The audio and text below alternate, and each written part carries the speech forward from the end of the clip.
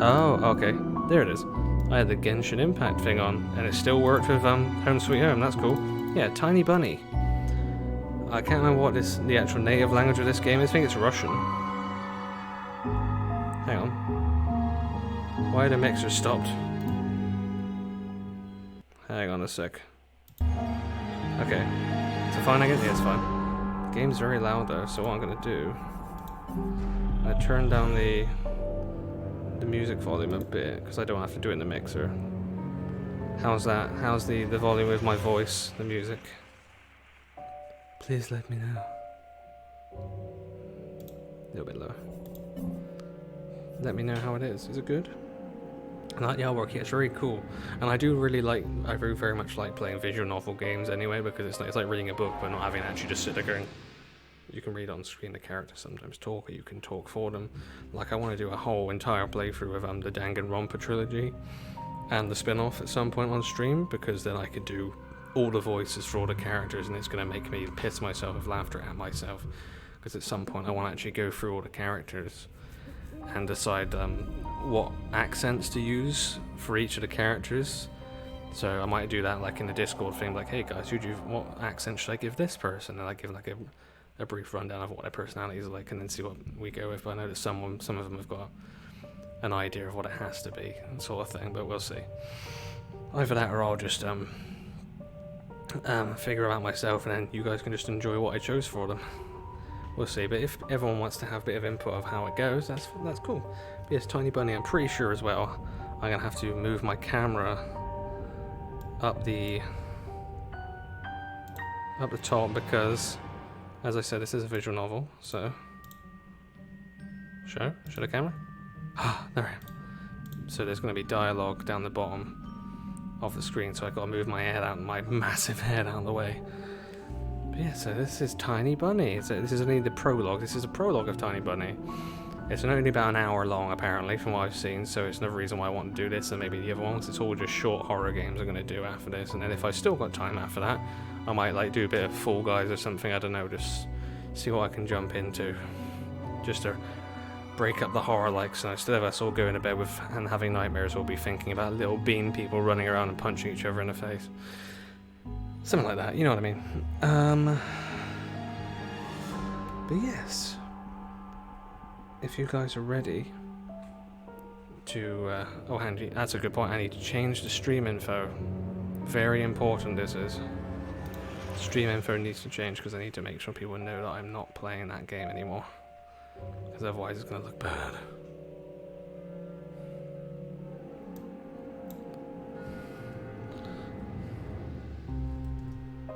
Okay, I've got caps lock on, that's fun.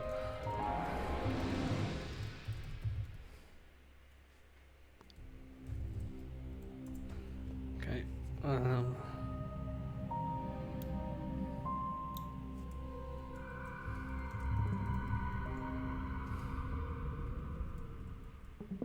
okay, a second, just...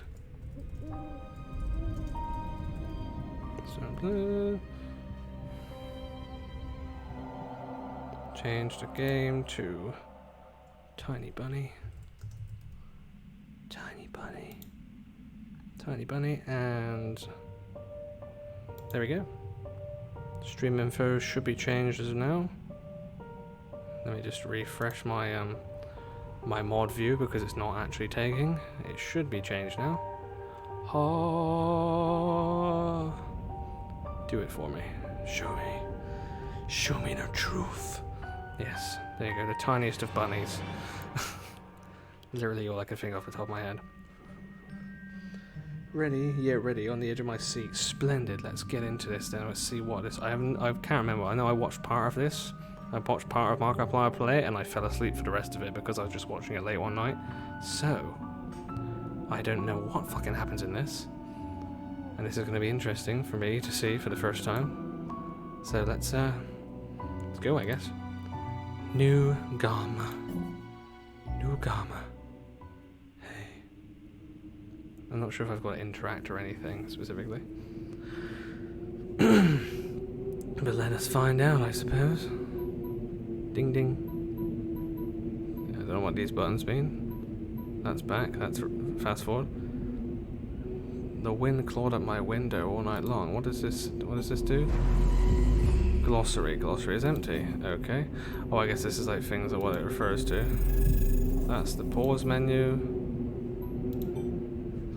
Oh, it wandered the fields and howled like a hungry beast. Well, that's auto. Okay. An endless song weaved from all sorts of voices. Shrill, gentle, sneery, twined in the air. Imagine Mark playing it and jumping and screaming a lot. Yeah, because Mark does that with every horror game he plays, to be fair.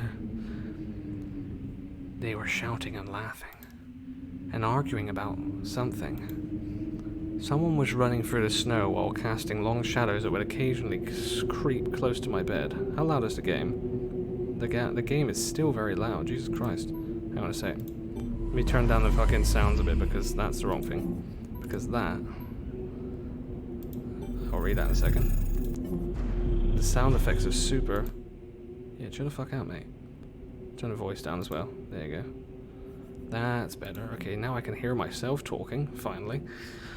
Okay, our house had a mind of its own. The creaky old mind of a building that had seen a lot in its days, and was seemingly trying to share its wisdom with the inhabitants. The lonely house faced a forest, and a dark green thicket gazed back with its hollow eyes, rustling, whizzing, swaying back and forth. One could come out and stand at the edge of the forest to reassure themselves there was nobody behind the crooked trees. Fuzzy silhouettes swaying in the wind couldn't possibly do any harm. It's just a play of light and shadow. Just a play. I knew it was just my imagination. I was already 12 after all. Still. I'm 12. A fox. That's pretty. Hey. Bling bling. Hey, how's it going? Hey, put away your book. How many times have I told you not to read at the table? It's bad for your health. Look at how slouched you are. Oh, look at how slouched I am while streaming. Okay. Hide? Okay, I've got options. Yes, hide the book. Hide the book. You can't see my book. I didn't protest and put the book about Conan the Barbarian aside. Fair. I was stuck on a line I couldn't understand after reading it 3 times anyway. Olia, I assume that's how you pronounce her name, had already finished her breakfast and was munching on some cookies. She was so enthusiastic she almost looked like your typical girl from commercials. You're not going anywhere until you finish all of it. I, on the other hand, was still trying to drill a hole in the plate with my eyes. Cyclops, as if it would make the porridge disappear. Hazy anxiousness welled up inside, all because of the previous sleepless night, the black forest around our house, and the gloomy wind. The longer I waited, the colder the lumpy white substance became. Excuse you? I hope you mean snow. It looked like a jellyfish from the Cousteau Odyssey. I love that show. I wonder how terrifying the bottom of the ocean is. Very, I bet. Or how cold the black forest is. And I imagine actually being in the bottom of the ocean, just pitch darkness, lots of fucking space, no idea what's there. I mean, also being crushed by the pressure, but whatever. The spoon fell out of my hand. Mum showered me with a cold glare from her green eyes. What did I just say? I'll get it. I'm Anton then. Okay, cool. I had 10 seconds to catch my breath before battling the nasty porridge once again. I felt around for the spoon. What is this, carved on the other side of the table? Kapna? Oh, Karina. Okay, that's just how I spell it in the other language. Ha, that's my mum's name.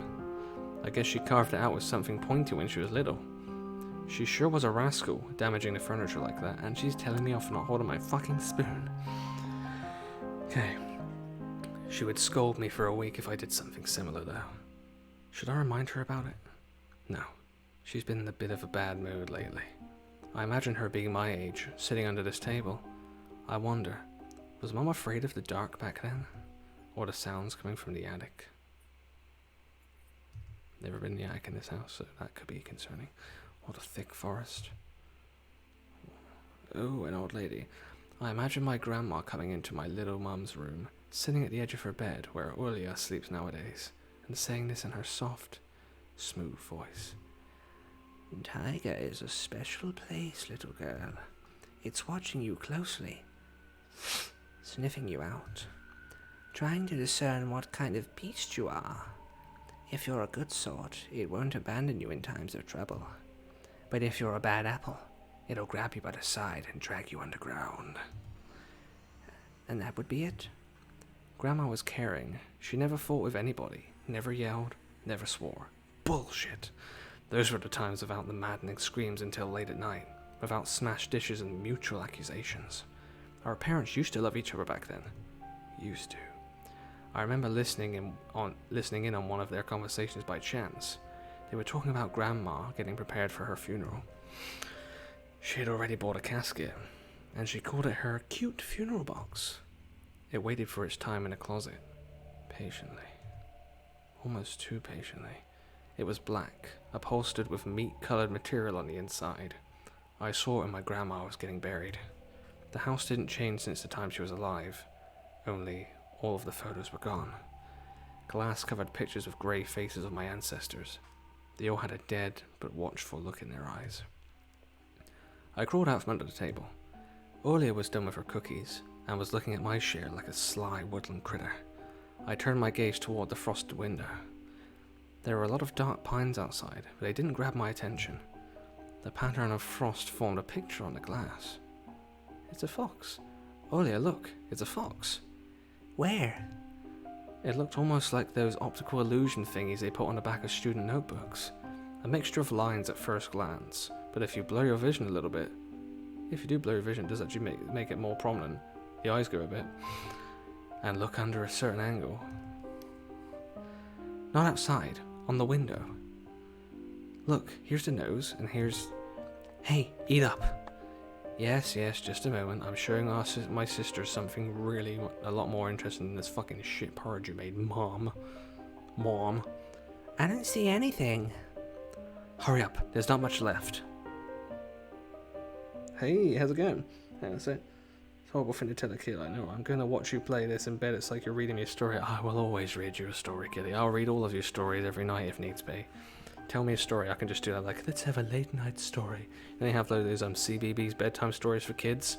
That's what I'll do for you lot. Like, hey, it's bedtime. Get tucked in and get ready for a story.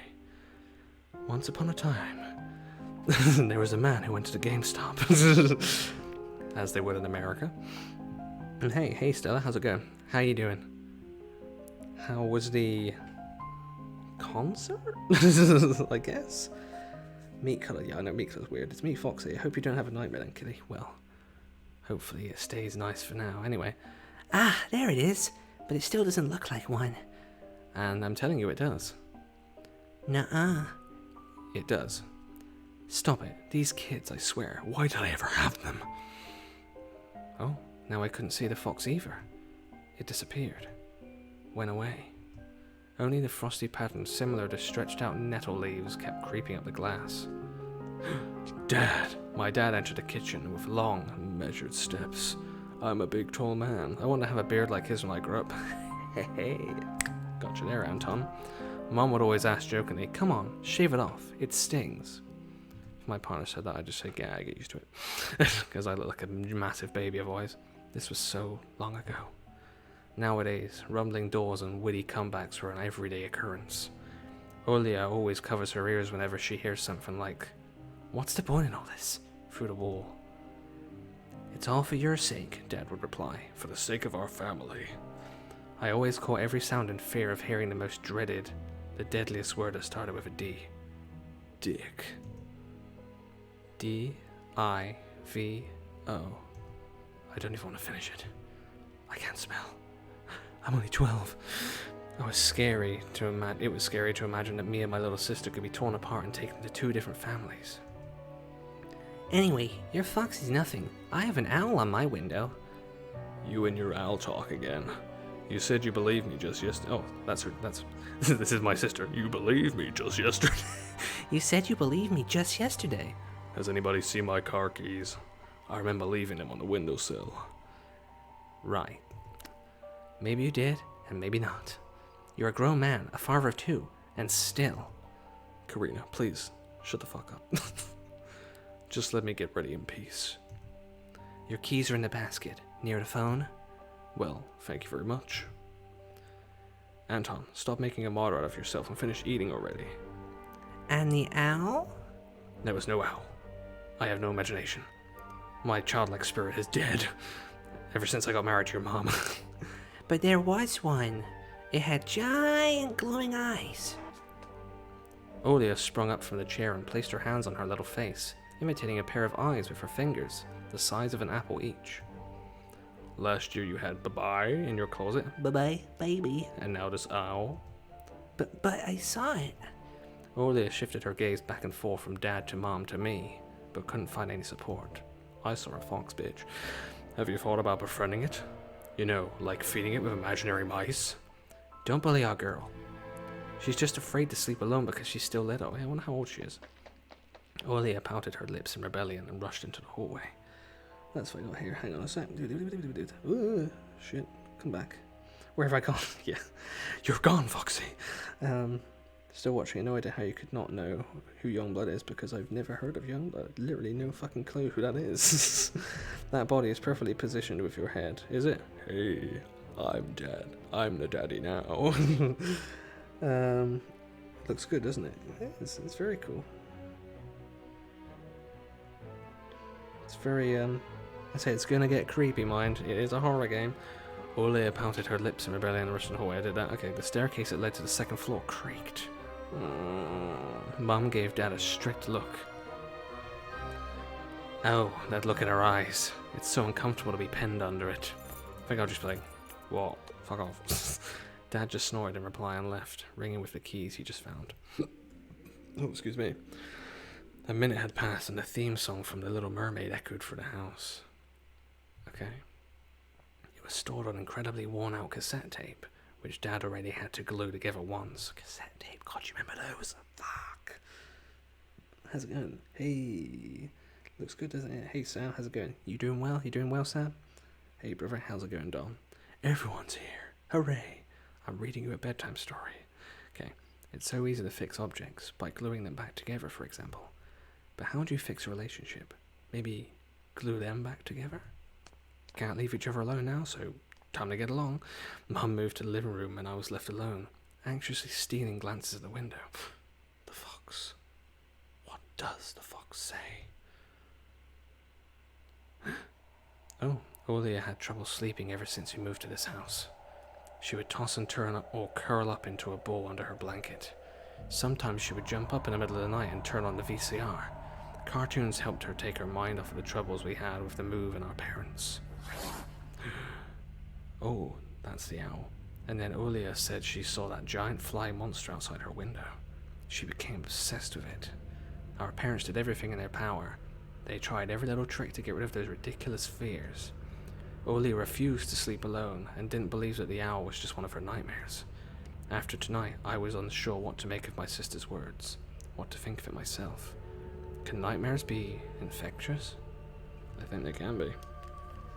Just last night, I couldn't get a wink of sleep and ended up thinking of what to expect in my new school.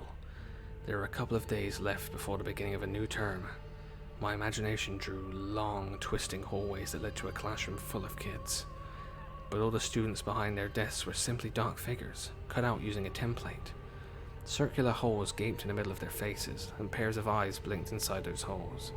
It was as if some completely different creature was looking at me from behind the flat black silhouettes. Their cruel glares, filled with icy sneers, made me shiver from head to toe. Will I survive here? Won't they gang up on me and beat me down, stomp on me with their bloodied shoes? The damn school can burn for all I care. Relatable. I just wish for anything to happen to it. Doesn't really matter what. I didn't want to go there that badly. I didn't want to see people who were just itching to smack me in the head trip me up, think of a new offensive name for me, worse than the previous one. I felt like the glasses I wore made me an outsider or some sort of monster. My gaze slid across the drawings hanging on the walls. I couldn't consider myself a great artist, but Olia begged me to hang them. Drawing was the only thing that made me happy as of late. The small circle of friends I had also enjoyed my paintings. I read that well, and they promised to call me from time to time. Sometimes I imagine Mom picking up the phone and saying in a cold voice, "You've got the wrong number." Or Anton's not around. Anton's not around.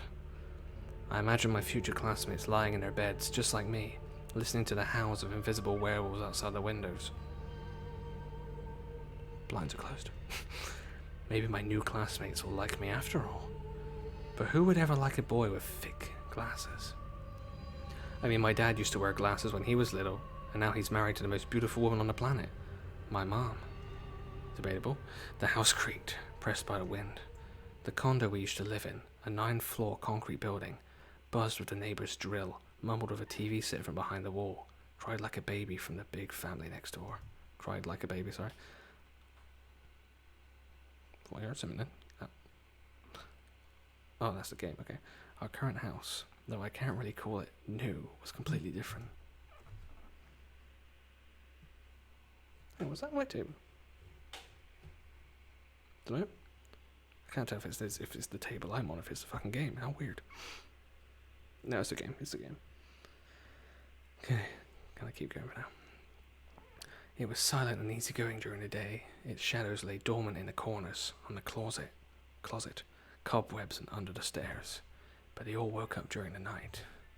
Something was watching me from every corner, almost as if the old photos of my deceased family with their ashen eyes were hanging on the walls in place of my drawings. The floor was squeaking, rusty drains were moaning, the attic was occupied by noisy drafts. One could think the house was performing some sort of demonic melody. And then I realized I was, in fact, hearing music. It was already playing for a good while. Nice music too, I love a bit of piano. Somewhere at the edge of my perception, I could hear a flute. It was mixed in with the sound of the wind, of the creaking old house, and my thoughts too. I stood up and rushed to the window. I wanted to reassure myself that this music was nothing more than a product of my imagination. It's not like someone is playing it there, amidst a cold, snowy night, right? Oh, now I get to interact with the environment. Let's have a look what everyone let's do it first. Can't stay in chat, and that we can watch that. That's cool, that's fine. I'll read your bedtime story. Got you on the living room TV, so you're the main entertainment for that. Yes! I'm big now!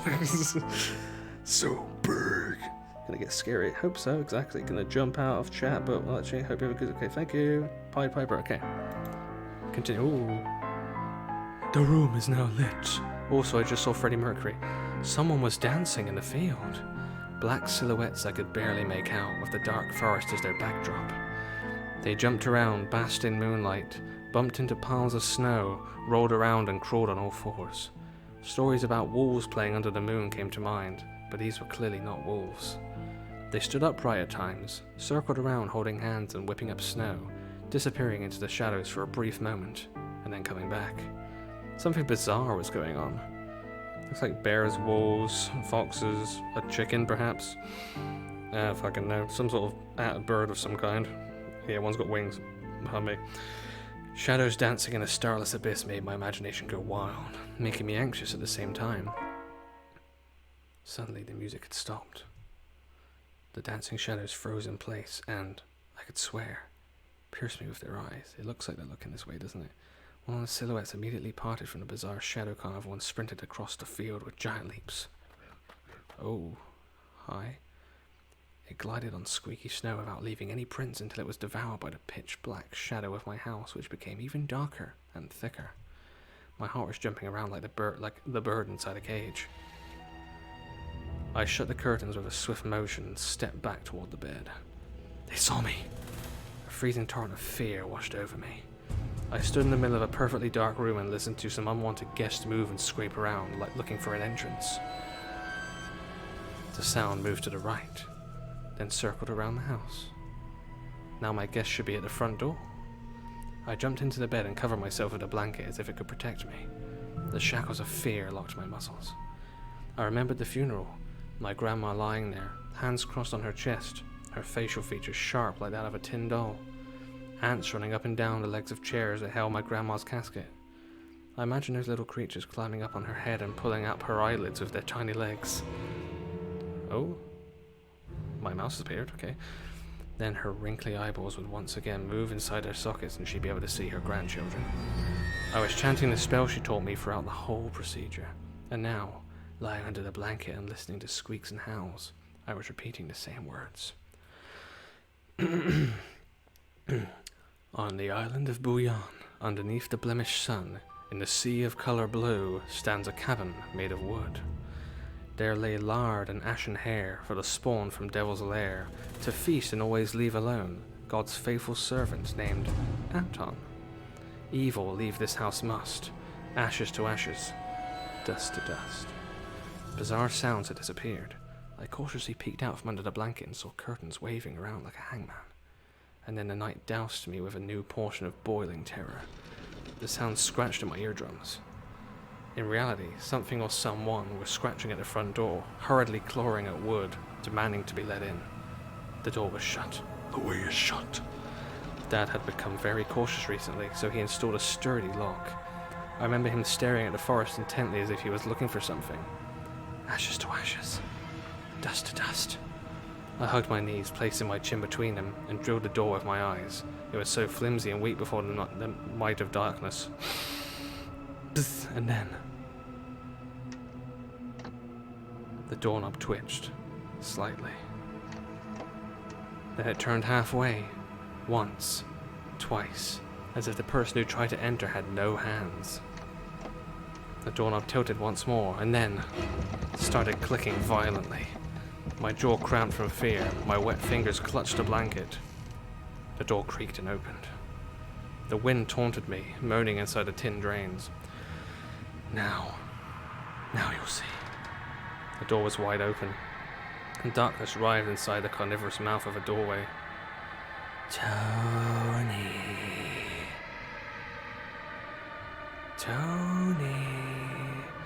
It was as if the night itself was calling out to me, flapping its black wings and squeaking with rusty hinges.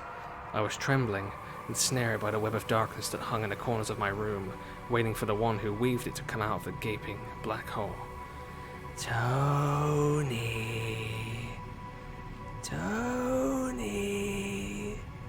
My abdomen tightened and my chest rose up, ready to exhale a desperate scream. But before I was able to do anything, the darkness asked me, Tony, you asleep? Oh, my sister's pale face protruded from the thick shadows. I almost screamed from relief. Oh, Olia, I'm not sleeping. Did something happen? Olia frowned and stuck out her lower lip, a clear sign that she was about to cry. It's there again, staring at me. Shoo her away, Tony. Please. I'm so scared. The fear that was tormenting me just a minute ago crawled away and hid somewhere in my stomach. I needed to calm Olia down. It was just a dream, silly. Don't be scared. Dreams don't bite. No one's going to harm you. Olia sobbed. She was trying her best to believe me. But was I sure myself? I have an idea.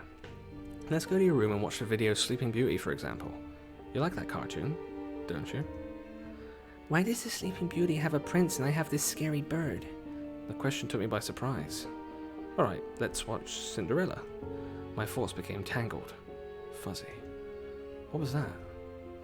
What studied me with its eyes while dancing feverishly under the moon? The darkness was clinging to the window, and it couldn't be fooled by Grandma's old chants. It couldn't be satisfied with a feast of lard and long ashen hair. Tony, you coming? Yes, just a moment.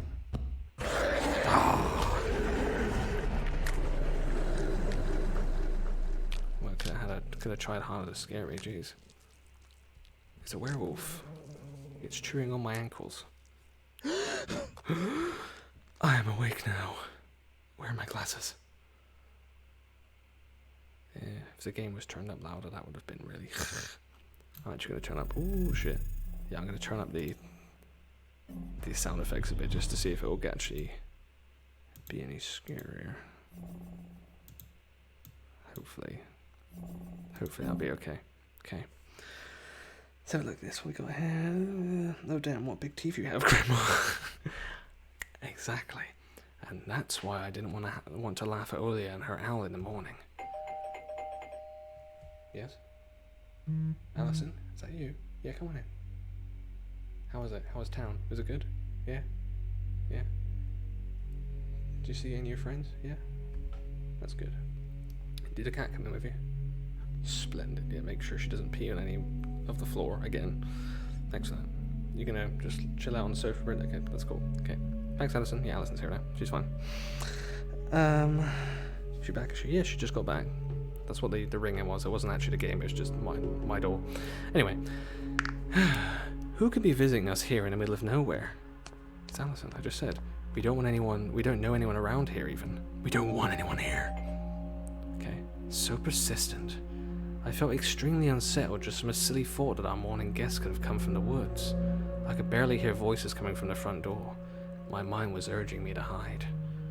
In the closet. Under the table. Behind the curtains where Olia always hides. Tony, come here.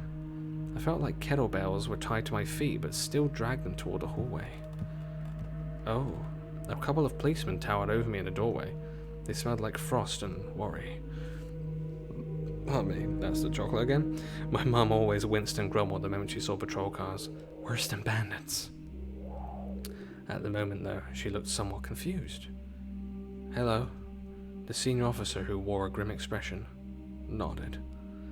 A boy had gone missing yesterday. His name's Vova. Vova. Look at this place. Look at this, please. Have you seen him? The policeman held out a photograph to me. Well, that was my mum talking. A kitty. Oh, how cute is the kitty, though? I don't care about the boy. Where's the kitty? Is the kitty missing? There was a ginger boy around the age of elementary school, pictured with a wall carpet as the backdrop. He had a striped cat in his hands and wore a wide smile. Yes, looks like a happy boy. No, I haven't. Are you sure? Look closely. Where would I see him? I don't know anyone around here. I barely leave the house. Well, maybe you've seen him from window, no? That's right. Your windows look straight at the forest, don't they? The window. No, I haven't seen anything. I see. He sounded tired, but his eyes, his stare, long and heavy, was full of suspicion. I squirmed unwittingly under the weight of guilt, which his giant shadow cast over me. The policeman finally tore his eyes from me and glanced over the hallway, the stairway, and the cracks in the ceiling, which I haven't noticed before for some reason. How do you like your new place, by the way? Getting used to it? Bit by bit. It's just our little daughter misses the city a lot. Misses the city, eh? Have the locals been treating you well? Yes, everything's alright, thank you. The policeman pierced through me one more time with his grey eyes. My head started spinning. Can I help you somehow? I asked out in a shaky voice to look like a polite boy and to end this unpleasant conversation sooner. Now that I think about it, you look just like one of my nephews, little fella. He's a witty boy around your age. Wears the same type of goggles. Always engrossed in reading those mystery novels. Told me he wants to enroll in police school when his family visited this summer. Wanted to help other people, just like me, duh? I felt uncomfortable, as if a distant relative and not a police officer stood before me. You know what? Little boys like you should stay at home, steer away from trouble. The times have changed so much. Mum interjected in a cold voice. You don't say. Well then. What grade are you in, Tony boy? 6th. Have you made any friends here so far? Not yet. I'll be going to school for the first time after the break. Then I'll leave you my number, just in case. Call me, if you have any new info. Goodbye, Tavarish. The policemen were gone along with their shadows, the smell of cheap cologne, or cologne, and the photo of a smiling boy. I like to call it cologne because I'm fucking weird. Pretty cat, yeah, the windows, the walls, and the sweat drips down my balls. The sweat dripped down my ball. It is definitely a Russian accent. The sweat dripped down my ball. Love it. His face still stood before my eyes.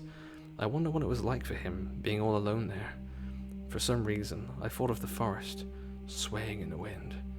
What did his poor parents feel? And what would my parents do if I'd gone missing? Would they cry and thrash around hysterically? Or would they accuse each other like they always do, and forget about me, eventually? Mom, this Vova, did he go missing in our forest? Seems like it. Poor child. I looked at the window, at the road. The police UAZ, I forget what that means, drove off down toward the village. You know what UAZ means? Please let me know. The officer's nephew came to mind when I was splitting off old paint from the windowsill. I remembered all the teenage mystery novels from the Black Kitty series I've read this summer. Hey, you gotta love Black Kitties. Or Toxic Kitties. She's in the chat somewhere. Your average boys and girls investigated all sorts of mysteries there.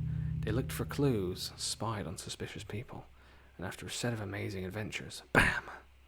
Solved any complicated case. They became local celebrities and must have made their parents very, very proud. I noticed a trail of policemen's footsteps that led to the forest, and then it clicked in my head. Why don't I start an investigation of my own? Maybe I'll find that lost boy, and I'll get a reward. Olia will be so happy. And not only Olia, Mum and Dad too. Maybe they'll even forget about their quarrels for a while. Maybe I'll even save us from the D word. Dick. I fantasize about buying Olia a Tamagotchi. Nice. And getting a cassette player and a bunch of tapes for myself. Nice. And a whole box of Kinder Surprise. I actually got some Kinder Surprise the other day for myself because I saw someone giving them out to people for free on Facebook and I was like, I want them. Ate all the chocolate, threw the toys in the bin. What a waste. When was the last time my parents bought us any toys? Last autumn, I think. My dad had lost his job at the time, so there's that annoying song about it. I had little to no idea what was the accountant's job like. They count money, I think. Neighbours used to envy us. But nowadays Mum and Dad barely had money to afford sweets, and Dad would always divide a single chocolate bar between me and Olia. Sometimes I gave her my share too. No matter how much I wanted to eat sweets, she was still just a pipsqueak. I couldn't wait to go out looking for clues. I'm going outside. Yeah, right. You want the police to go around with your photograph next? The forest is so thick, and so are you, Mom. What if the boy got snatched up by wild animals, or something even worse? Even worse echoed for the whole way. I won't go far. I'll stay away from the forest. Did you hear what I said, or should I repeat myself? No. Better go pack your school bag or play with Olia. Sure thing. The sound of splashing water came from the kitchen. It meant that the argument was over and Mum had the last word. Fun. Okay, well, I actually can figure out where I want to walk now. That's cool. It's the rhyme that Sandra Bullock says in the proposal. Yeah, it's actually a song. It's not just something that Sandra Bullock said. It's actually from a song. Ah, the closet. The dark, stuffy closet. Is Harry Potter in here? Mum says it smells like mice, but how would she know what their smell is? She hates when I stick my nose in there. She's afraid I'll cut myself on the freshly sharpened axe. And Olia can't even be lured close to it. She thinks Babai is living there, whatever that is. I tried to help her fight her fears once. I opened a door and turned on a dim lamp so she would see there was nothing but cobwebs, Dad's tools, and scratched walls. She still didn't believe me. And I like to hide in the closet and listen to Olia count outside. 1, 2, 3, better hide from me. Nice bit of a Freddy Krueger there for you. I just make sure I didn't have any messages telling me to be quiet. No, I didn't. Good. I am being quiet enough. But she says it, not sings it. I think she raps it, doesn't she, in the proposal, which is how it's said in the song. She does it the exact same way as in the song. And then, good movie. Betty White as well, yes. And then drag her feet on the creaking floorboards, hoping that she wouldn't need to look for me in the cramped monster's den. Okay, let's try. What is this? Oh, this shows what I can look at. Interesting. Is that a hint or what? Jesus. This cross had seen so many people come and go in this house. It was black as if it absorbed all human sin from the long years it was hanging under the ceiling. After Grandma died, Mum was going to take it off and hang a horseshoe in its place as a lucky charm, but she cut herself with the cross's sharp corner and almost fell from the stepladder. Dad called it a sign from above and ordered the cross to be left there alone in its rightful place. Don't fuck with the cross, Mum. My parents prohibit me from making long-distance calls, but from time to time I really want to hear my old friends. Sometimes I would just pick up the phone, listen to the low hum of the zoomer and a distant crackling, imagining the wind howling in the ice-laden chords. The top. Mum's peg top, a family relic. My mum played with it when she was little, then she gifted it to me. Olia was next in the succession line. The toy belonged to her now. She stared at the dancing spindle as if it could show her something, a fairy tale, or maybe even our future. Now even my little sister was a bit too old for the old squeaky peg top. Okay, to the kitchen. What's up, Mum? Yeah, Pain in the ass. It was difficult to lie to Mom, but there was no other way for me to run away from home. Mom, something's wrong with the TV. The picture is dim and there are stripes all over the screen. Mum's face became visibly distorted. Ah, you're killing me here. So have you had enough of shooting those stupid ducks now? Ah, he was playing Duck Hunt. This is definitely an older sort of time. Told you the kinescope will go dim because of your console. Where will we find a TV technician in this hole, huh? Maybe it's just the settings? Please, go see for yourself. Strange, it worked fine in the morning. Maybe the snowfall caused it. Mum rubbed her hands clean on her apron and went to Olia's room. Get the fuck out. Get out, Mom. It's time for me to investigate my own kitchen. The decrepit and stain-covered calendar was one of my favorite forms of entertainment in Grandma's house. I remember waking up and running to the kitchen so I could tear off yesterday's leaf first thing in the morning, as if the coming day would get lost in the taiga forest without my help. One day closer to New Year's, one day closer to Grandma's funeral. I haven't touched this calendar for years now. Since the time they started, writing dark and spooky death chants that only made me gloomy instead of funny proverbs and superstitions to be exact. I grabbed a dusty calendar leaf of caution and tore off effortlessly. Sadly, the spooky descriptions from my childhood were still there. 7 horses carried a log. If 7 can't carry, bring the 8th from a ferry. They will take it away and never come back. This is the fate the log cannot escape. Okay, I crumpled a grey leaf and threw it into the waste bin, hoping to get rid of the anxiousness that washed over me. It was spreading inside me like an ink stain on blotting paper. Yeah, there's a calendar. Oh, can you see it behind my head? Oh yeah, you can see it just below my head. Perfect. Had to check. Okay, radio. Mate. Give it a thumb. That'll work. Radio. Emircom of Russia has declared a state of emergency due to adverse weather conditions. According to the weather's forecast, a cyclone is moving toward the region. Expect heavy snowfall, blizzards, and snowdrifts on the road. Keep your eyes open and take care of yourself. Thank you. Splendid. Good time. Oh my god, a newspaper. Did. I took a peek at Mum's crossword. She would get very angry when someone gave her advice, so me and Dad faked knowing the answer and being about to reveal it all the time. I smiled at that fleeting thought. Vertical, 9 letters. The name of the Philistine deity that protected them from viper bites and had a nickname, the Lord of Flies. Second letter is E. Yeah, I don't know that. What is this? Oh. Senior Lieutenant Tikhonov Konstantin Vladimirovich. So I was right to give him a Russian accent. Alright. Cool. What did I miss? That's it. I could just open the fridge. Hello. No, it does turn back. That's an egg. Butter. Orange. This pickles. Okay. Grandma kept ice cream for me and Olia there, but now I could only see meat bits from soup and clumped together palmini. Whatever that is. I grew to hate them already.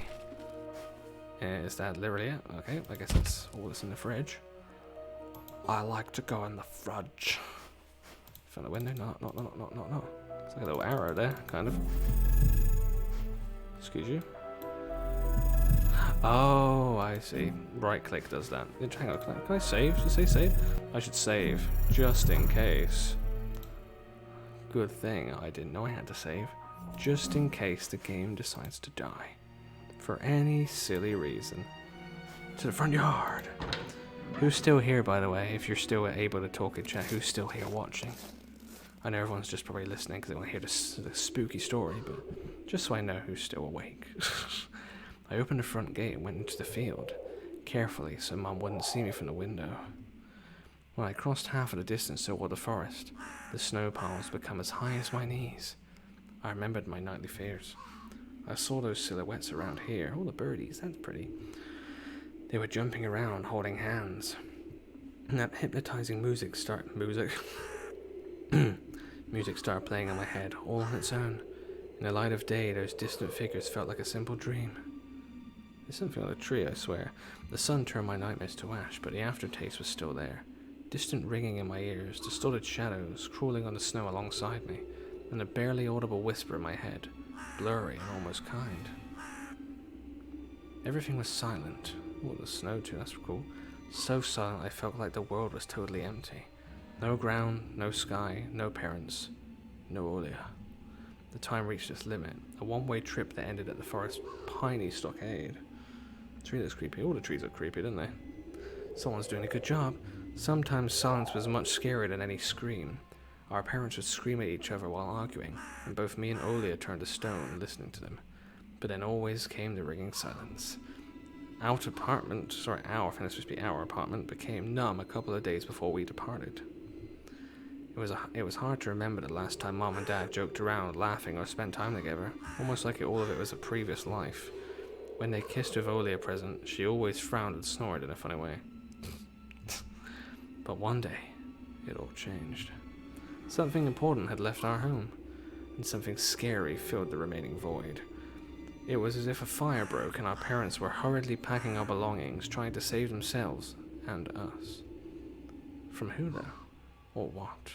From the people with dead cold eyes who sometimes visited us in our previous home?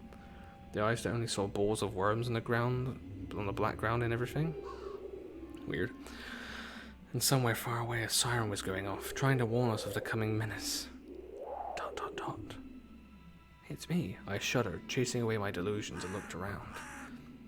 There were only me, this white field, and the wind that was whipping up icy dust and belts of powdered snow. I squinted from the sun and turned my eyes to the sunless forest. It looked especially dark in contrast with the blinding whiteness. Knobby tree roots slivered under the snow like fat snakes. Rotten leaves and coniferous needles froze into the ice. There's a glove. Dry, prickly branches intertwined, bring up uncomfortable thoughts about fences. Were they protecting the forest? Or were they keeping something from breaking out? Some object was hanging from one of the pointy branches. I tried to get closer, drowning in snow, and when I almost got to the edge of the forest, I saw a knitted mitten, also known as a knitten. Mom? Dad? Gross. I know, right? It looked like a wounded bird among the hungering semi-dark. Should I take it to the police? Their senior officer looked gloomy, but he still reminded me of Captain Casanova from my favorite TV show called The Streets of Broken Lights. He was also always anxious, with a tired look in his eyes, but still brave and strong. Would this mitten help them find the lost boy? Vova! I heard a distant shout, looked like it came from the river.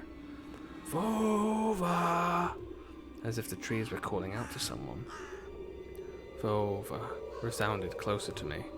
Someone was standing there, behind the trees, hiding. Vova!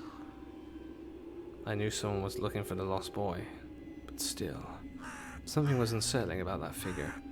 Its stillness, how it was bent unnaturally toward the ground, its blackness. There's no one there, just branches and roots. It's all just my imagination. A nearby bird flapped its wings loudly. I didn't even notice that at first. It's crazy. A shadow split from the tree and disappeared from my sight. It looked away for just a moment. I looked away for just a moment, like me. But when I turned my gaze back to the same place, it was gone. So it was my imagination after all? Silence reigned for a painfully long time. Where are you, Jeffrey? My muscles were tightly sprung. My heart was beating somewhere in my throat. Any noise, any little movement, any small whisper from the thicket, and I'd sprint. But nothing of the sort happened. I looked at the mitten once more.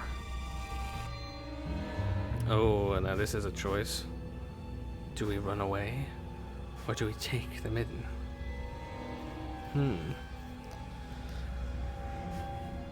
What would I do in this situation? What would I do in this situation? I think I'd probably walk towards it, slowly grab it, and then run away. That's what I'd do. Take it.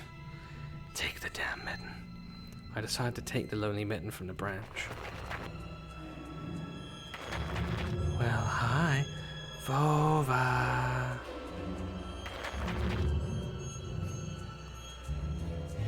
A shout rumbled across the field and dissolved into the distance. No echo, no hope for a reply.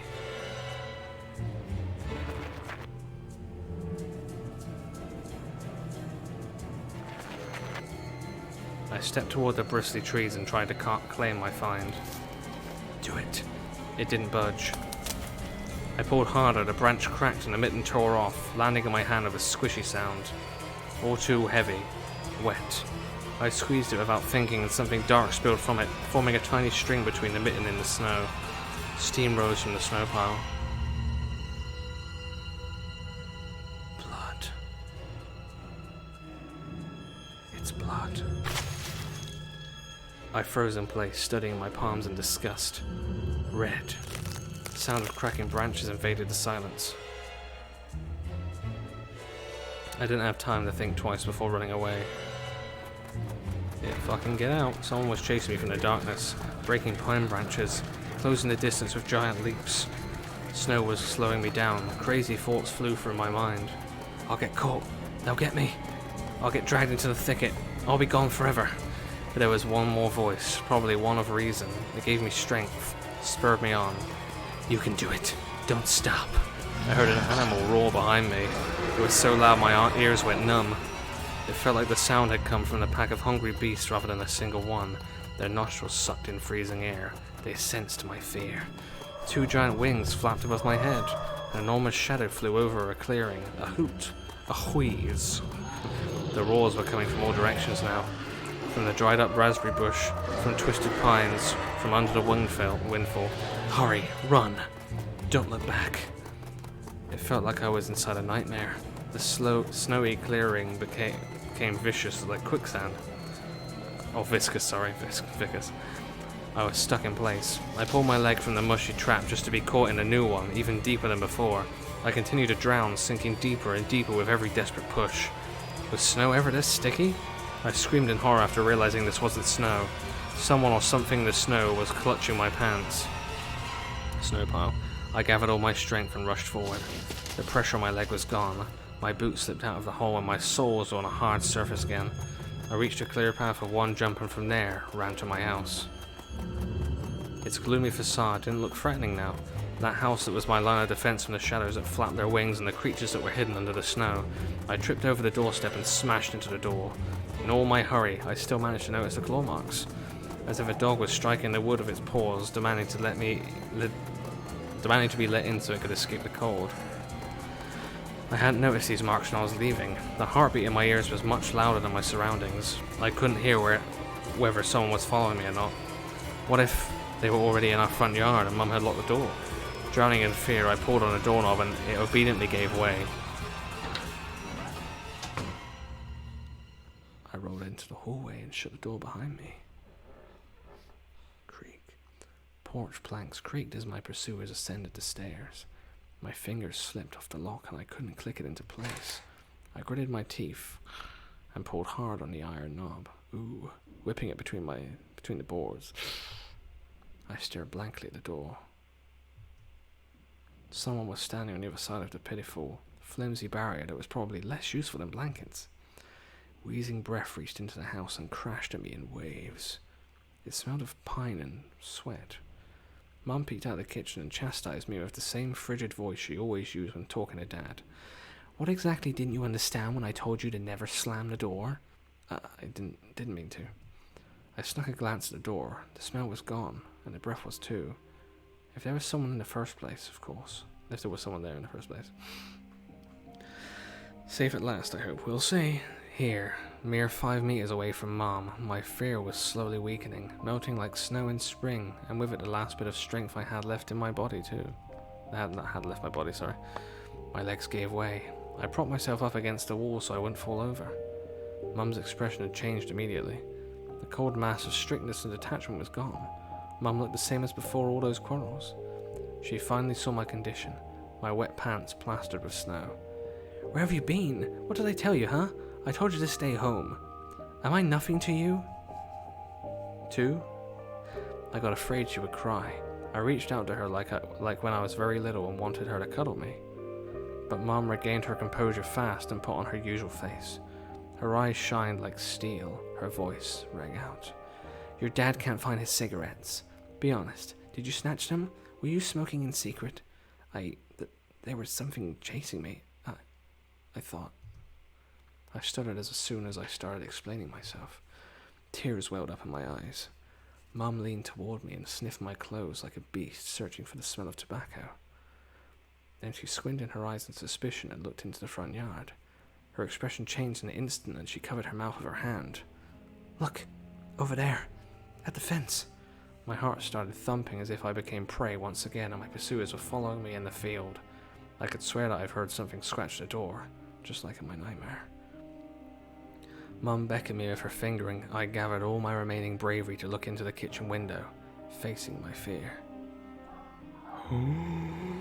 It was actual wolves. I could barely discern some hairy silhouettes swimming into snow through the icy winter patterns on the glass. Dogs. Just a small pack of strays. Oh, not wolves, just dogs. With no name and owner, barely reminding of the hungry monsters that live on the edge of the forest. Oh boy, were you scared of them? I think they'd rather be scared of you, Anton. To be fair, a group of stray dogs against a small boy is still a bad thing, mother, so good bit of fucking concern there. They were chasing me, like a bunny. And what if they're rabid? The smile had slowly disappeared from Mum's face. Now she looked at the dogs as if it was her first time seeing them. What if they attack Olia? Mom? I wish your dad could just shoot them all. Mom, look, they're alive. Huh? What? And are they your friend or foe after all? Make up your mind. You're not a little kid anymore. Mum sighed in annoyance, and I felt so bitter that I had bit my lower lip and fixed my gaze on the cobweb-ridden corner. Well, some detective I am. In reality, I wasn't risking my life among monsters, but rather my pants among a pack of stupid strays. And what for? What use do I have for this? Mitten. Of course. A dark and sticky mitten that belonged to the lost boy made a squishy sound in my hand. Seems like I was clutching it the whole time. That's my trump card as a detective. I hurried to present this clue to my mom. Mom, look, this is Vova's mitten. Oh, that's proper dripping. That boy the police were asking about in the morning? It's drenched in blood. I found it hanging in a tree. I can show where. Let's call the police right away. Let the officer had told us to. Mom, look. Ew. A shadow of doubt slowly crept under Mum's contorted face.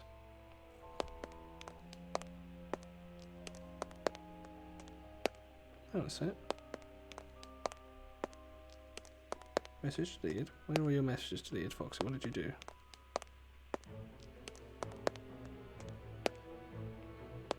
That's weird. Hang on a sec. Let me sort this shit out. Excuse me?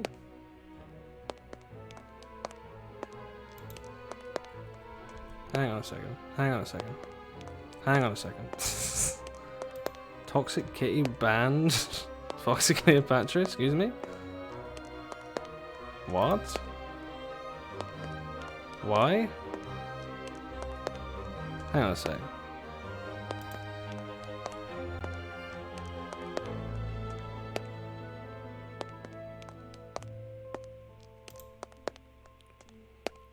Hang on a sec.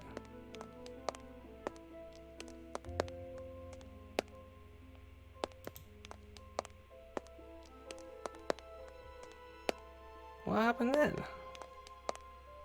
Why did Foxy get banned then?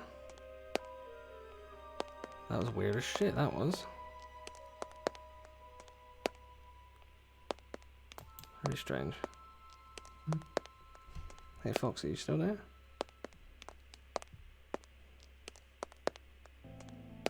Banned by why is it banned by Foxy? Banned by Kitty, sorry. You still there, Kitty? Kitty, you there? It says that you banned Foxy for some reason.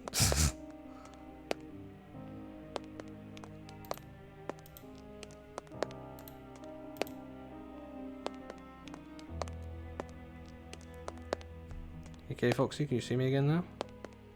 I'm here. It says that you banned Foxy. Were you playing around in the mod view or something? That's weird.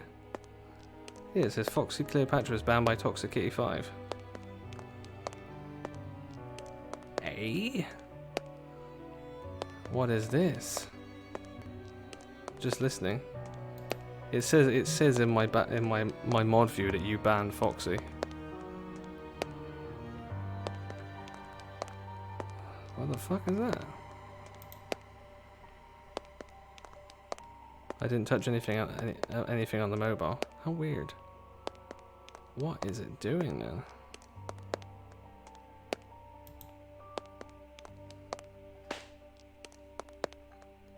Hey Foxy, try just typing "shut up, mum" again, just to see if it banned you. Because I can unban you again easily because I literally just did it. Just saw, I was like, hang on, what? And so I just looked down. I was like, why would a message list my cat touched something in my band? Cled banned Foxy. That's pretty. Yeah, shut up, mum. It says. No, that shouldn't be. That's not like a bannable offence saying shut up. I mean, they can class that as you know, bullying behaviour, but that's kind of hilarious. Yeah, he's on my bed with me. How would he manage to ban her? That's hilarious. What a smart cat. Fucking weird that is. Crazy. Did you miss much, by the way, Foxy? I don't know how long you were banned for. That was weird. What the fuck? Hey, that's what I just saw. Oh, Claire's fucking cat say. Anyway, that was very weird. Alright, we'll carry on anyway. I was like, where's Foxy being fucking banned? It's like my longest subscriber. Let's see how he did it. Hello, hey, J-Man, how's it going? How you doing, my friend? I still heard everything. Oh, that's good. You heard everything. How did you hear everything when you were banned? That makes no sense. You shouldn't have been able to hear it at all. If you're banned. What? How weird. Oh man, sorry, Foxy. Sorry. That's the power of cats, see. That's pretty funny if Cled managed to do it. It just wouldn't let me write intro. Oh, okay. Weird. That's really weird. I thought I didn't ban Foxy. What the fuck would I ban Foxy? I wondered if like Nightbot did it and just like went anal again, like it did with DJ that time. DJ put all caps and Nightbot timed out DJ for like 10 minutes or whatever. And it's like, no. I turned off all that mod shit because I know that the AI mods are just going to be silly. Watching 2 different devices. Oh, well, in that case, it's all fine then, isn't it? 2 different devices. Why? Anyway. A shadow of doubt slowly crept onto my mum's contorted face, as if she was trying to remember something distant, like someone tries to remember their dream, but the images slip away. Stop it this moment. Oh, I think I said that a bit loud. Sorry. Olia will go insane if she hears you. She already has trouble sleeping and whines all the time, and you joke around like this? At that moment I realised the mitten was actually wet from snow. There was no blood whatsoever. I wanted to sink through the floor from embarrassment. Come here, my boy, who cried Wolf. Oh, don't just stand there. Come take your pills. Pills? A golden-coloured pill, reminiscent of a dead wasp, fell onto my palm. A dead wasp? I already took one during breakfast. Hey, how you doing, J-Man? By the way, how you doing? You good? Don't talk over me. I told you to stay home and you... Dad would have given you a good whipping for that. Whipping? Come on, take it, or you won't be able to sleep at night. And you have school tomorrow.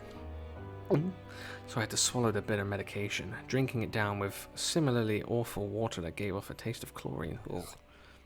Maybe it wasn't Fova's mitten. Maybe it wasn't a mitten at all. Just like the forest monsters. And Olia's owl. Am I going mad? What's happening to me? Even the pill had an immediate effect while my overexerted brain didn't let fear inside anymore. Serenity washed over me, bringing your indifference along with it. Anton, you done? See, you can do it when you try. Take off your coat and you asleep? No, Mom, I was just thinking. What about, I wonder? It's just something silly. My mum scrutinized me with suspicious eyes, as if she wasn't sure what she was looking. Wasn't sure she was looking at her own son, not some doppelganger that came from the forest. Is everything all right? You had the exact same expression when the policeman asked you about the window. I'm all right, Mom. She heaved a deep sigh. Fine. It seemed like the house had changed. The sofa's fabric had become discolored. Fingerprints appeared on the bathroom tiles. The light bulb was also very different, dimmer and yellower. Even the saliva inside my mouth had a different taste. Emerges from a ladder to be heard from the upper floor. Olia was done rewatching her favorite Little Mermaid episodes and switched over to other tapes. I slowly changed into my home clothes, stopped before the sink and studied my reflection in the mirror, like I was trying to solve one of those spot the difference puzzles. Then I went upstairs. Jafar and Iago's voices died down. I walked past Olia's bedroom and slipped into my own. Okay.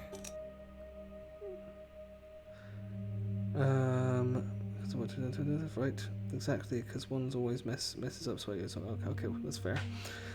I'm doing okay. Closet collapsed in the morning, but could have been worse. You collapsed this morning? Can I ask why? Do you know why you collapsed?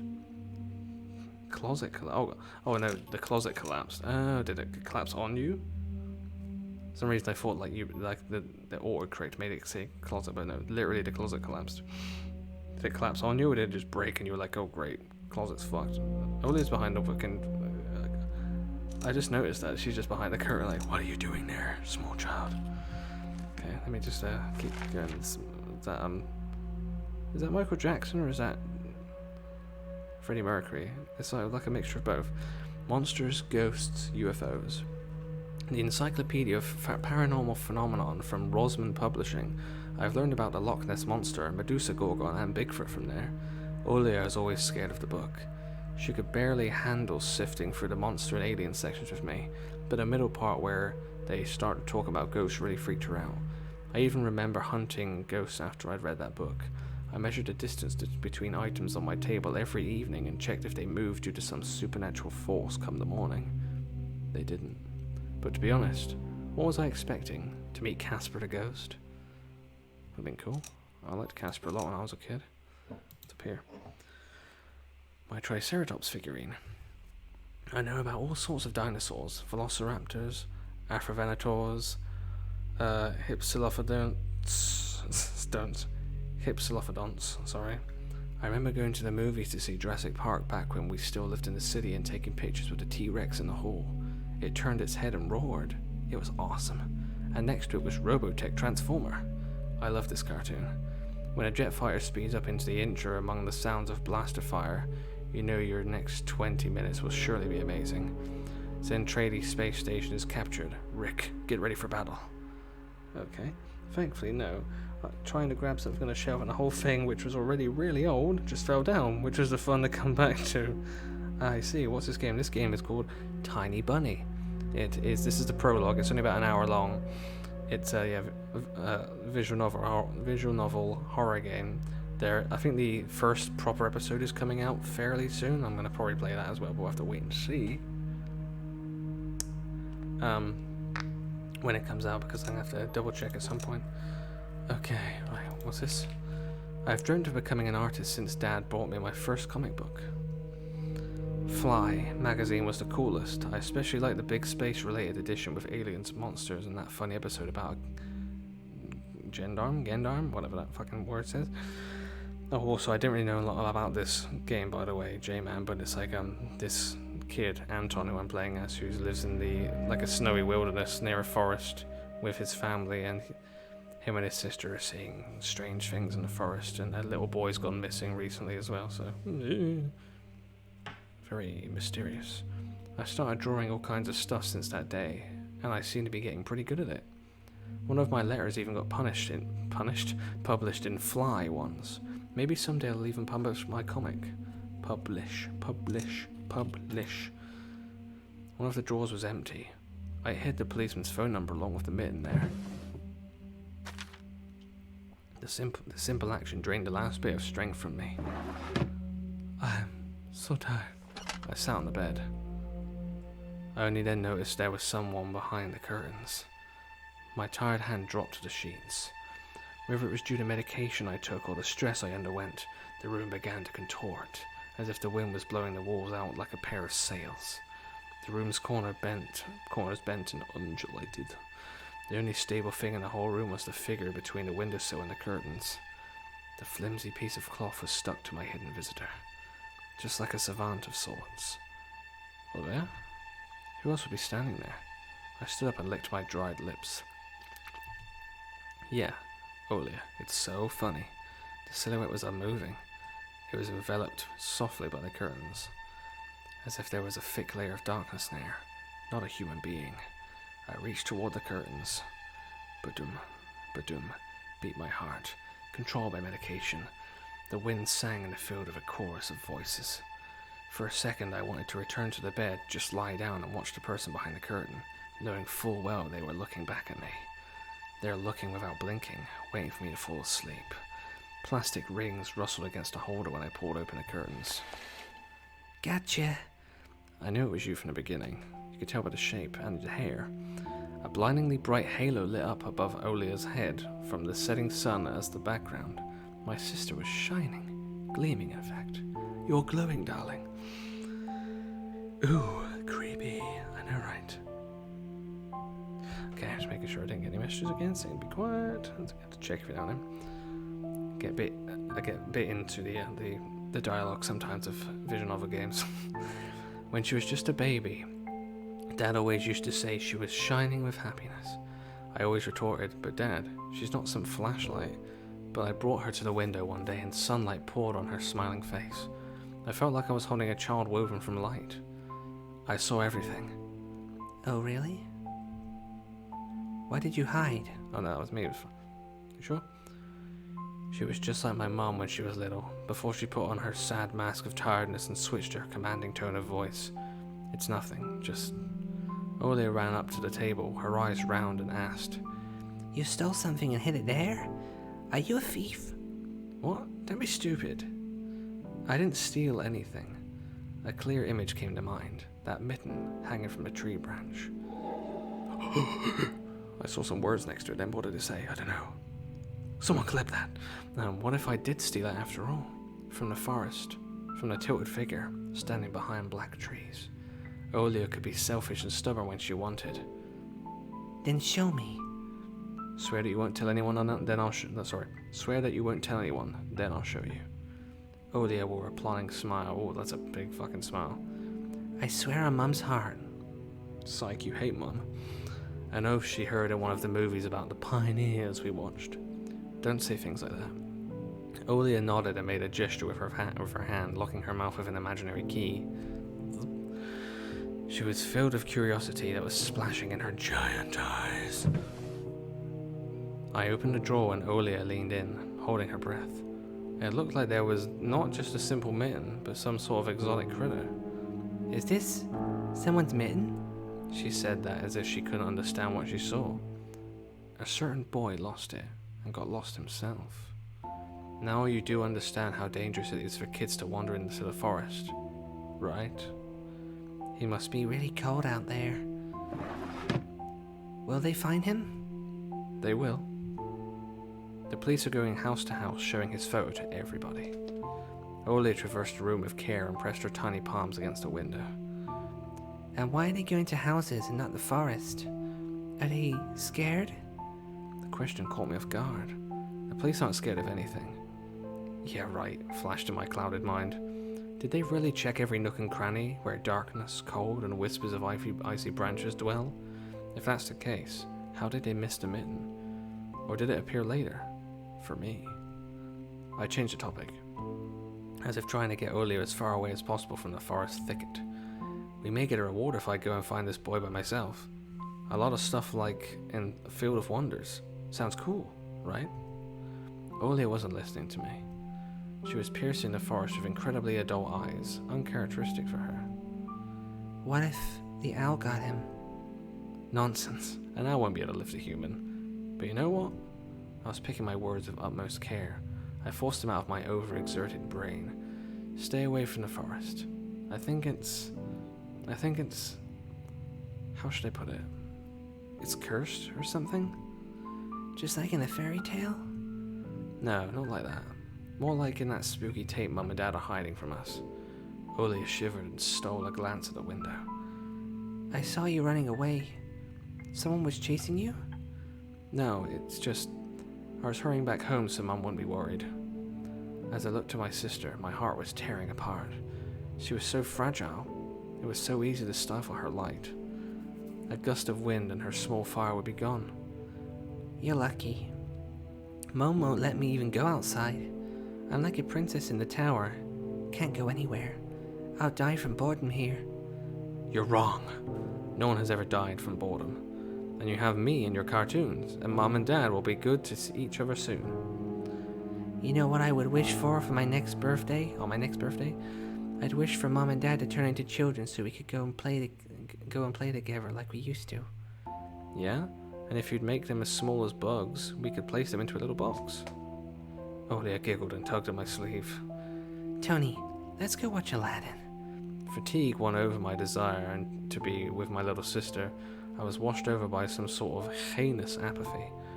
I'm too tired. I don't want to. Come on. It's so boring alone and Mom is always busy. We can pick up a cartoon you haven't seen before. Pick A. I know all of our tapes by heart at this point. Not all of them. You haven't watched Peter Pan. Remember how you fell asleep in the middle of it?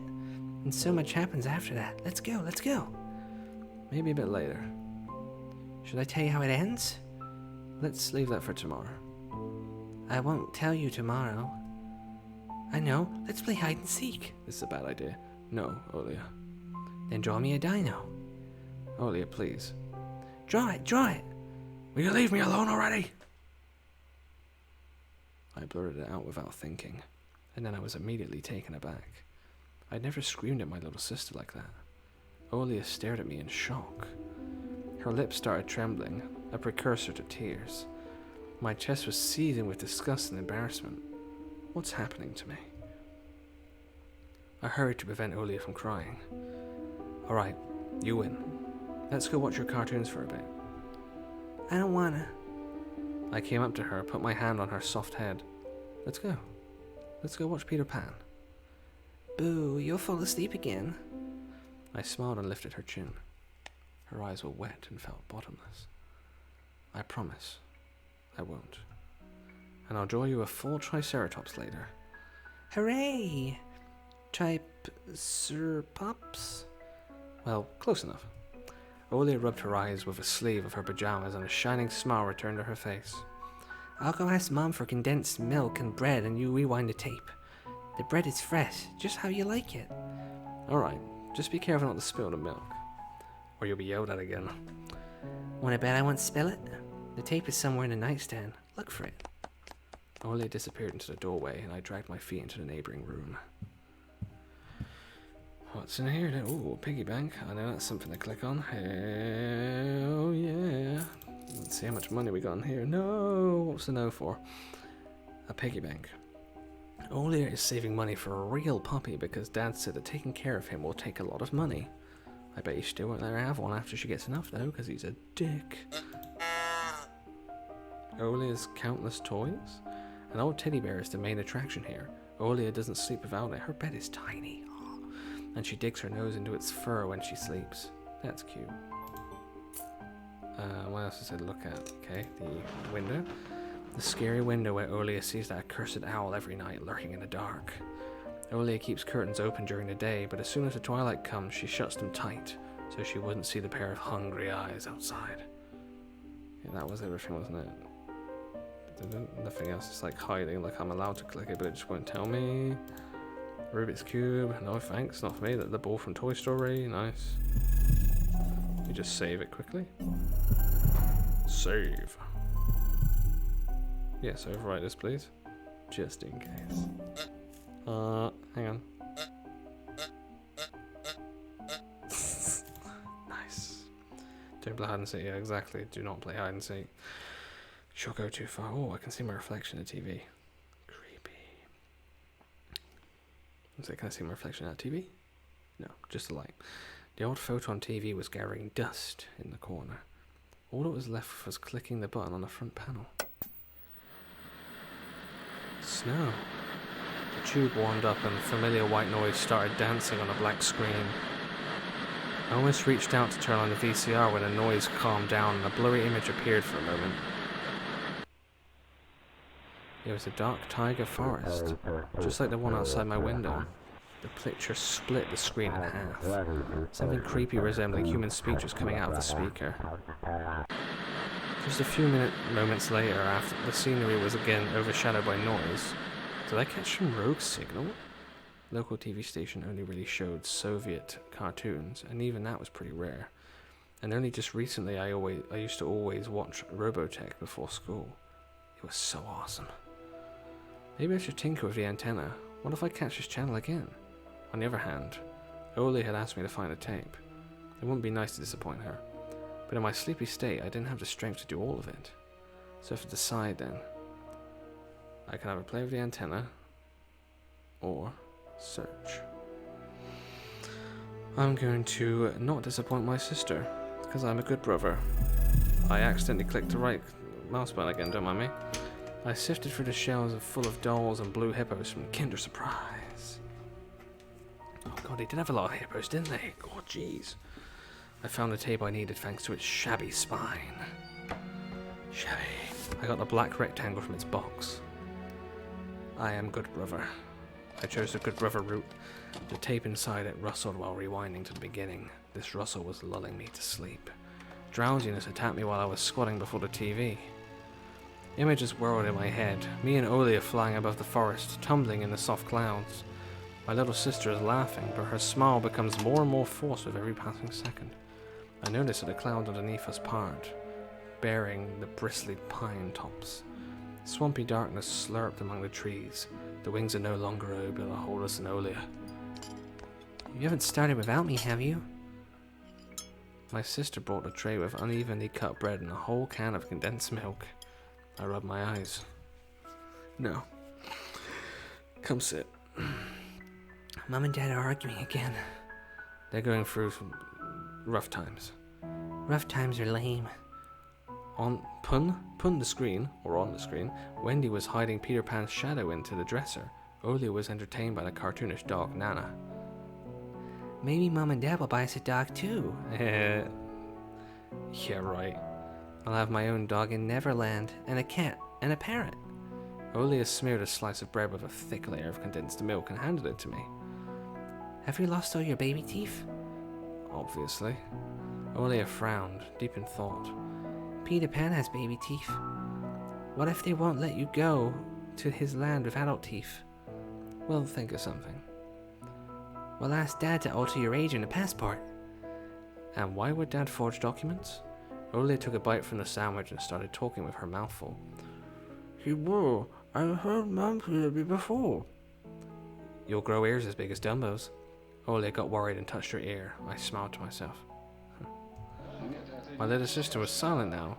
She just devoured bread, watching the adventures of Peter Pan, Tinkerbell, and James Hook. Captain James Hook. Not Edward Teach. As if she got sucked into the fairy tale Neverland. To be honest, I also imagine myself there, in a land where no one ever ages. I said that wrong, but still, where no one argues over little things, where no one listens to fights and the sound of broken plates at night. It felt like I was dreaming with my eyes still open. Then my sister's scream pulled me back to reality. Tony, shut the curtains, fast. Why? No one's watching you. It's dark, and when it's dark, the owl comes. I'm scared. I got out of the bed, fighting my drowsiness, and closed the curtains. Time to close the curtains. If only I could. I did my best not to look outside toward the treetops, toward the taiga forest which seemingly drew closer and closer. Of course, it was just a visual effect from shadows of branches scraping the snow. Tony, Mom thinks I made the owl up. And Dad, too, thinks I'm a liar since I'm small. But the owl exists. Honestly, it does. You believe me, right? That it comes every night and... I swiftly grabbed Olia's hand and looked her in the eyes. I was trying to transfer at least some of my courage and determination. But did I really have those qualities? Yes, I believe you. Alright? Just don't nag our parents about it anymore.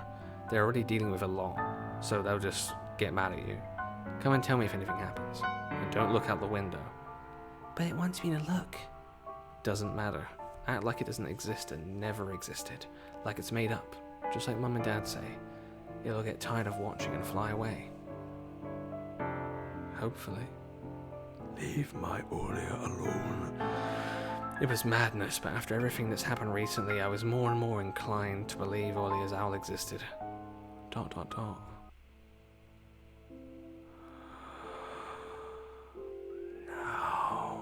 went. We followed Peter Pan's adventures as if nothing had happened, as if the forest didn't kidnap kids, as if our parents weren't tearing each other apart bit by bit. Captain Hook was running away from a crocodile, and Peter Pan was headed to London on a gilded sailboat. By some miracle, I lasted longer than my little sister. Olia's eyelids had dropped. She started snorting lightly, resting her chin on the side of the bed. I stood up and left Olia's room. I was looking out the window, studying the field, when Mom peeked into my room. Hey, enough playing around. It's your first day at school tomorrow. Go to bed. You should sleep properly. You don't want to be teased for being sleepy, right? Yes, Mom. Adults think everything is so simple.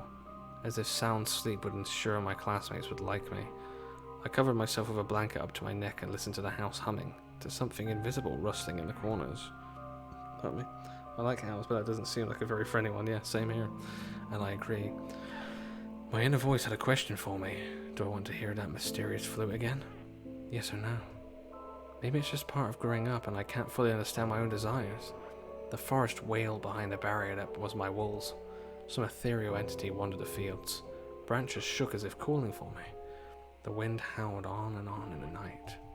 My thoughts were like annoying flies that entered my head before becoming weak and tangled. I didn't notice how I fell into slumber, but I did. Thank you for completing episode 1 of Tiny Bunny. Did you enjoy it, or do you want to know what happens next? We've already working on the continuation of the story. There you go then. I guess that's, hang on, can I save? Let me save. Save the game here. Yes, please. Let's overwrite. There we go. We got there. Now I just want to play more. Oh, now the owl's here too. Who the fuck are you? Very cryptic indeed. Let me just have a look on Steam to see if the second episode's out yet. Don't you fucking do it. You will work for me. For God's sake, let me look, you silly bitch. Everything's taking a long time to change. Tiny bunny. Oh.